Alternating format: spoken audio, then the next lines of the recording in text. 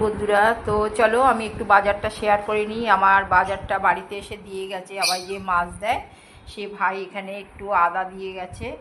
আদা আনিয়ে রেখেছি, আদা ছিল না। আদাটা তো সর্দি কাশির জন্য লাগে, লেবু গরমকালে লাগে, পেঁয়াজ, আদা, রসুন, এখানে আলু, একটু লঙ্কা লঙ্কা আছে, আর একটু নিয়েছি কাঁচা লঙ্কাটা একটু শুকিয়ে গেছে, ফ্রিজে আছে। তো নুন, এখানে সবজি আজকে শাক আনিয়েছি, কলমি শাক খাওয়া কিন্তু শরীরের জন্য ভালো। আর একটু বেগুন আনিয়েছি, উচ্ছে গরমকালে খাওয়া ভালো, আর সবজি তো খাওয়া ভালো। শাক হচ্ছে শরীরের জন্য প্রচুর ভালো।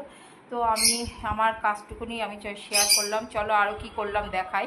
চলো আমি একটু ভেন্ডি ভেজে নেব। আমি এখন একটু ভাত খাবো, রুটি খাই না গরম বলে। তো এখানে হচ্ছে এটা একটু করে নিয়েছি। চলো একটু ভেজে নেবো আর কি, একটু ভাজি করে নেবো একটুখানি, এটা দিয়ে একটুখানি এটা দিয়ে ভাজা করে নেব।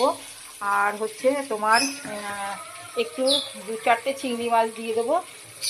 বেশি চিংড়ি মাছ খেতে না করেছে তোমার দাদাবাবু। তো চলো এটা করে নিলাম।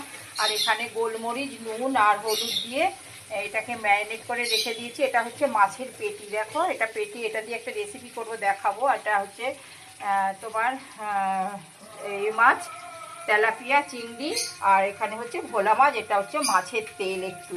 তো আমি একটুখানি করে নিয়ে, আর এটা আমি এখন করে আমি